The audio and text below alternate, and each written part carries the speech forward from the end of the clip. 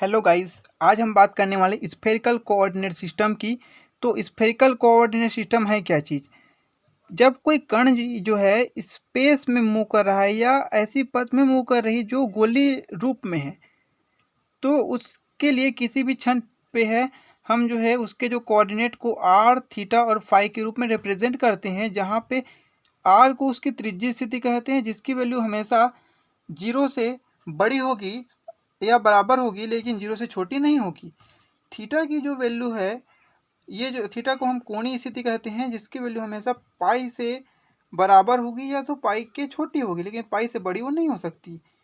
फिर जो फाई होती है वो होती है द्विगांशीय स्थिति। इसको जो है इसकी वैल्यू हमेशा जो है पाई 2 पाई से छोटी होगी या 2 पाई के बराबर होगी, 2 पाई से ज़्यादा इसकी वैल्यू नहीं हो सकती। अब मान लीजिए कोई कण है जो ओरिजिन ओ से आर दूरी पर, यानी कि आर त्रिज्यीय स्थिति के साथ पी पे उसकी जो कोऑर्डिनेट है उसको हम आर, थीटा और फाई के रूप में रिप्रेजेंट करते हैं। यहाँ पे ये जो पार्टिकल है वो एक्स वाई जेड 3 डायमेंशनल में मूव कर रही है। सो ओ से जो है एक्स डायरेक्शन में उसके एक भाग को माने ओ ए, उसी प्रकार ओ से वाई डायरेक्शन में यानी माने हम वाई एक्सिस में माने बी, उसी प्रकार जेड एक्सिस में माने सी, क्योंकि ये तीनों एक्सिस पर परस्पर लंबवत है। और इसके जो यूनिट वेक्टर को एक्स डायरेक्शन में आई कैप, वाई डायरेक्शन में जे कैप और जेड डायरेक्शन में के कैप माने। सो हम इस डायग्राम से देखते हैं कि ओ ए इक्वल टू एक्स मिलती है। अब देखिए ओ ए इक्वल टू एक्स तो मिली, लेकिन यहाँ पे एंगल बना रही है ये फाई की, यानी कि जो फाई है वो ओ ए के साथ ओ बी की दिशा के लंबवत एंगल बना रही है। सो यहाँ पे हम लिख सकते हैं इसको ओ एन कॉस फाई। अब भाई ओ एन की वैल्यू निकालनी पड़ेगी, ओ से एन तक की बीच की दूरी। तो इसके लिए देखिए ये एंगल जो बनी है वो उसको हम लिख सकते हैं आर साइन थीटा। तो ये r sine theta O N की जगह रिप्लेस कर दिया इंटू कॉस फाई, ठीक है ना। फिर आगे देखें तो ओ बी की वैल्यू निकालनी पड़ेगी। तो ओ बी कैसे निकलेगा भाई, ओ से बी तक की दूरी, तो ये तो हमने वाई मानी है। अब देखिए वाई बी जो है, वाई जो है इस ओ एन के लिए क्या है भाई, वो कॉस घटक होगा, सॉरी साइन घटक होगा। तो ये हो गया आर साइन थीटा और साइन फाई। और उसी प्रकार जेड जो है उस ओ सी उसको जेड माने हैं, जो कि आर कॉस थीटा होगी। इस आर के साथ एक कॉस थीटा का एंगल बनाएगी। और जो हमने ओ एन देखी थी, ये ओ एन वो जो है साइन एंगल बना रही थी। अब क्या करते हैं, इन तीनों को एक्स, वाई और जेड को हम जो है जोड़ देते हैं, वर्ग करके क्रमशः जोड़ देते हैं।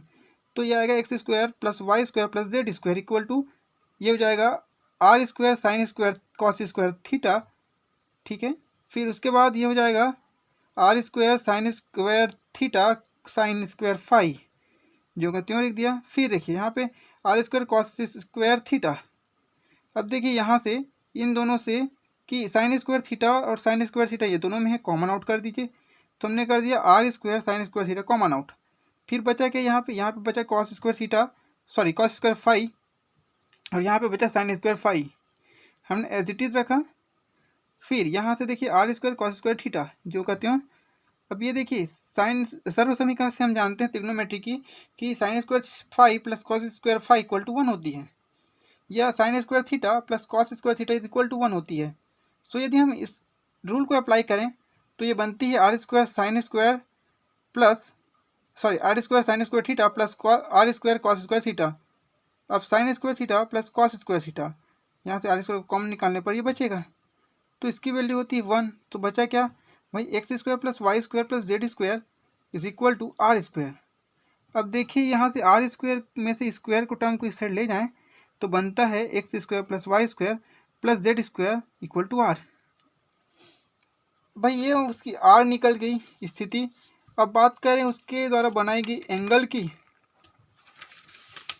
सॉरी बात करें उसकी पोजीशन वेक्टर की, तो पोजीशन वेक्टर के लिए देखिए भाई वेक्टर आर होती है, कार्टेशियन कोऑर्डिनेट में इसको जो है एक्स आई कैप, वाई जे कैप, जेड के कैप के रूप में रिप्रेजेंट करते हैं। ठीक उसी प्रकार हमने एक्स वाई और जेड की वैल्यू यहाँ पे रख दी है, तो ये निकला I cap R sine theta cos phi जो कि एक्स की वैल्यू है, फिर जे कैप इंटू वाई की वैल्यू रख रहे हैं R sine theta sine phi, फिर ये के कैप कॉस थीटा आर। अब क्या करते हैं भाई, आर कैप थीटा कैप और जो फाई कैप है वो जो है परस्पर परपेंडिकुलर है, हमने स्टार्टिंग में बताई थी, ये तीनों जो परस्पर परपेंडिकुलर है। सो ऐसी स्थिति में हम आर कैप थीटा कैप और फाई कैप की वैल्यू निकाल सकते हैं। सो आर कैप की वैल्यू निकालें तो r cap is equal to हम जानते हैं वेक्टर आर बाई आर होती है। सो यदि इसी इक्वेशन से देखिए, यदि आर को मैं इसे पक्षांतर कर दूं तो ये वो टर्म में आ रहा है, ये आ रहा है वेक्टर आर है, ये आर को पक्षांतर करके बाई आएगा आर जो कि वैल्यू है आर कैप की। तो हमको आर कैप की वैल्यू मिली I cap sine theta cos phi plus J cap sine theta sine phi plus K cap cos theta. अब ये जो डायग्राम बनाए हैं, एक मिनट ना, ये डायग्राम, इस डायग्राम में सी पी एन ओ में देखेंगे, सी पी एन ओ में देख रहे हैं, क्या देख रहे हैं भाई आप, हम देख रहे हैं कि जो थीटा कैप है, ये जो थीटा कैप है वो ओपी पे लंब है, इस ओपी पे लंब है। और दूसरी चीज़ देखने को मिल रही है कि ओ एन सी या सी पी की दिशा में एकांक सदिश r rho cap, C P की दिशा में देखिए रो कैप यूनिट वेक्टर है, या इसी को हम कहेंगे ओ एन की दिशा में यूनिट वेक्टर रो कैप है। तीसरी चीज़ हम देख रहे हैं कि थीटा कैप और रो कैप के बीच का एंगल थीटा है, तो थीटा कैप और रो कैप के बीच का एंगल जो बन रहा है उसको थीटा माने हैं। चौथी चीज़ देख रहे हैं थीटा कैप और माइनस के कैप के बीच का जो एंगल है वो पाई बाई 2 का एंगल बनेगा, यानी कि ये जो थीटा कैप है और ये जो के कैप है इनके बीच का ये एंगल होगा वो पाई बाई 2 माइनस थीटा का एंगल बनेगा। ठीक है, हमने ये चीज़ें सी पी एन ओ की जो डायग्राम है मतलब चित्र है उसमें से डिफाइन की। अब निकालें यहाँ से रो कैप की वैल्यू कैसे निकालोगे भाई, तो इस डायग्राम से देखिए, इस डायग्राम में रो कैप, ये जो रो है उसके दो घटक हैं, एक साइन घटक, एक साइन घटक और एक कॉस घटक। तो साइन घटक क्या होता है भाई, साइन घटक जो है, इससे पहले जानिए कॉस घटक। तो कॉस घटक जो है कोई भी एंगल ड्रॉप करने के लिए जिस आधार को हम लेते हैं वो वाली घटक जो है हमेशा कॉस होती है, और जिसके पैरेलल होती है हम लेते हैं वो घटक, वो होती है कॉस में। सो हम देखें तो ये बनता है rho cap equal to i cap cos phi plus J cap sine phi. अब देखिए ये निकल गई रो कैप की वैल्यू। अब यहीं से हम थीटा कैप की वैल्यू निकालें, तो थीटा कैप की वैल्यू निकालने के लिए यहाँ देखिएगा, थीटा कैप की वैल्यू के लिए इस डायग्राम में देखिए, थीटा कैप की वैल्यू भी यहाँ से रो कैप और ये एन कैप की डायरेक्शन में निकलेगी। सो देखिए रो कैप के साथ जो है ये कॉस फाई की एंगल कॉस थीटा की एंगल बनेगी, क्योंकि ये जो एंगल बनना जो है थीटा एंगल जो है रो कैप्स को आधार मान के बनानी स्टार्ट करी है। फिर उसी प्रकार देखिए ये जो एंगल है ये आएगी अपने पास साइन के एंगल में, यानी कि cos pi by 2 minus theta की एंगल, और ये अपोजिट डायरेक्शन में है, ऊपर की ओर होता तो इसको हम के कैप मानते, लेकिन ये नीचे की ओर है यानी कि इसको हम मानेंगे minus K cap. So minus K cap cos pi by 2 minus theta का एंगल हुआ। अब इसको इक्वेशन सेकंड हम नाम दे दिए हैं। अब इसको हम और सरल कर सकते हैं, मॉडिफाई कर सकते हैं कि ये रो कैप की हम वैल्यू रख दें। तो रो कैप की वैल्यू इस प्रकार से रख देते हैं कि cos phi cos theta I cap plus J cap sine phi cos theta minus ये हो गया के कैप साइन थीटा। अब क्या करते हैं भाई, यहाँ से जो रो कैप की जो वैल्यू निकाल चुके हैं, थीटा कैप की वैल्यू निकाल चुके हैं, अब फाई कैप की वैल्यू निकालें। तो देखिए यहाँ से इस फाई कैप की वैल्यू निकालेंगे तो ये आएगा फाई कैप के लिए एक्स डायरेक्शन के लिए आ जाएगा ये माइनस में। सो ये अपोजिट डायरेक्शन है, सो माइनस में आएगा माइनस साइन फाई, यहाँ से माइनस साइन फाई प्लस ये आएगा जे कैप जे कैप जो है कॉस फाई का एंगल बनाएगा। अब बात करें कि जो ये उपरोक्त इक्वेशन जो निकाले हैं उसमें आर कैप, थीटा कैप और फाई कैप जो है थीटा और फाई के फंक्शंस हैं, तो इनका जो आंशिक अवकलन करें तो हमको कुछ इस प्रकार से मिलेगा, D are cap by D theta is equal to D डेबा बाई डेबा theta into I sine theta cos phi plus J sine theta sine phi plus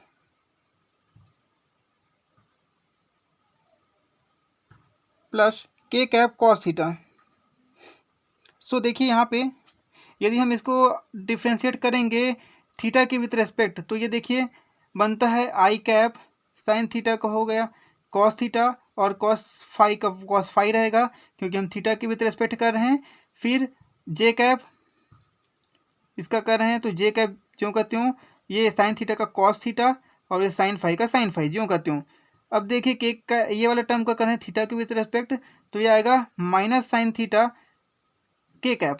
अब देखिए यहाँ पे ये जो वैल्यू है ये जो वैल्यू अपने को मिली है वो है थीटा कैप की वैल्यू। थीटा कैप की वैल्यू हम निकाले थे भाई, देखिए यहाँ से देखिए ये जो है ये थीटा कैप की वैल्यू निकली थी, यही एग्जैक्ट हमको यहाँ पे मिल रही है। अब देखिए अब थीटा कैप की जो है थीटा के विथ रिस्पेक्ट करें तो हमको कुछ इस प्रकार से सॉल्यूशन देखने को मिलेगा कि डेबा अपॉन डेबा theta into I cap cos theta cos phi plus J cap cos theta sine phi minus K cap sine theta. अब इसको करेंगे तो ये होगा कॉस थीटा का थीटा के विथ रिस्पेक्ट, तो ये होगा minus sine theta into cos phi I cap plus J cap minus sine theta sine phi minus K cap cos theta. अब देखिए ये जो वैल्यू निकली है वो वैल्यू यहाँ से अगर हम देखें तो ये आर कैप की वैल्यू है इधर की ज्यों का त्यों, आर कैप की वैल्यू सबने आर कैप यहाँ पे रख दी, ये माइनस पहले सबसे कॉमन आउट करे हैं फिर ये आया है। अब बात करें फाई कैप की वैल्यू निकालें तो फाई कैप की यदि थीटा की विथ रेस्पेक्ट अवकलन करें तो ये आएगा minus sine phi I cap plus cos phi J cap. इसका देखिए यहाँ पे थीटा टर्म तो है ही नहीं, तो इसकी वैल्यू कम्प्लीटली हमको जीरो मिलेगी। हमने देखा पहले कि आर कैप, थीटा कैप और फाई कैप को हमने थीटा के विथ रिस्पेक्ट अवकलन किया। अब बारी है फाई के with respect R cap, theta cap और फाई कैप की अवकलन करने की। सो इसके लिए देखते हैं डेबा अपॉन डेबा फाई आर की वैल्यू रखिए यहाँ पे। सो ये निकलेगी I cap sine phi cos phi का माइनस साइन फाई और ये साइन थीटा। अब इधर देखिए ये जे कैप यहाँ से साइन फाई का हो गया कॉस फाई और ये साइन थीटा, ठीक है। और यहाँ पे फाई टर्म है ही नहीं तो ये जीरो हो जाएगा। अब यहाँ से देखिए दोनों में साइन थीटा कॉमन है, इन दोनों से साइन थीटा ये साइन थीटा कॉमन आउट किया, बचा क्या माइनस आई कैप साइन फाई प्लस जे कैप कॉस फाई। अब ये जो वैल्यू आई है ये जो वैल्यू है वो फाई कैप की वैल्यू है, सो हमने फाई कैप की वैल्यू रख दी, ठीक है। तो फाई कैप की वैल्यू रखने के पश्चात हमको मिला डेबा आर कैप बाई डेबा phi is equal to phi cap sine theta. क्योंकि हम जानते हैं, क्या जानते हो भाई, हम जानते हैं कि vector r cap is equal to r into r cap होती है, vector r is equal to r into r cap होती है। जो यहाँ पे ये जो आर कैप है वो आर और थीटा और फाई के फलन है, तो हम गतिमान करने के लिए वेलोसिटी निकाल सकते हैं। पहले वेलोसिटी निकालने से पहले हमको दो चीज़ें और चाहिए होंगी, इसके बाद हम निकालनी पड़ेगी थीटा कैप का जो है फाई कैप के विथ रेस्पेक्ट और फाई कैप का जो है फाई के विथ रेस्पेक्ट। सो इसको हम इसी प्रकार से सरल कर लेंगे। सो अब निकालते हैं इस गतिशील कण के लिए वेग। तो वेक्टर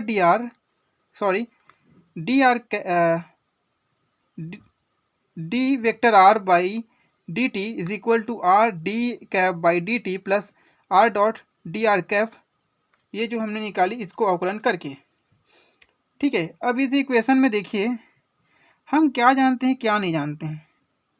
हम एक चीज़ जानते हैं कि vector r cap is equal to होता है r cap theta comma phi का फलन, यानी कि d are cap by d t is equal to d are cap by D theta, और इसको लिख सकते हैं d theta by d t plus d are cap by d phi into d phi by d t. ये इसको हमको आंशिक रूप से तोड़े हैं, तो आंशिक रूप से तोड़ने के पश्चात हमको इस प्रकार से मिलेगा। ठीक है, फिर इस इक्वेशन में से जो डी आर कैप इसकी वैल्यू है, इसको हम उठा के यहाँ रख दें, सो अपने को मिलेगा क्या, d r by d t is equal to theta cap, ये जो थीटा कैप है into theta dot plus phi cap sine theta, और ये फाई डॉट, यहाँ पे जो आर है उसको आर लिख दिए हैं एज इट इज़, हमने केवल इसकी वैल्यू रखी है।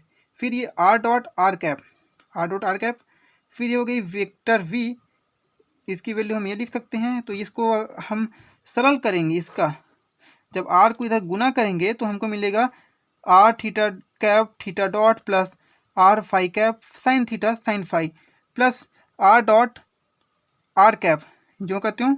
अब देखिए यहाँ से हमने क्या किया, इसको थोड़ा सरल किए हैं, मतलब लिखने के तरीक़ों को चेंज किया। यहाँ से आर डॉट को पहले लिए, सॉरी आर कैप वाले को पहले लिए, फिर थीटा कैप को, फिर ये फाई कैप को, तो r dot r cap plus r theta dot theta cap plus r sine theta phi dot phi cap. ये जो इक्वेशन निकला है, यही इक्वेशन जो है गोलीय निर्देशांक पद्धति में गतिमान कण के वेग का समीकरण है।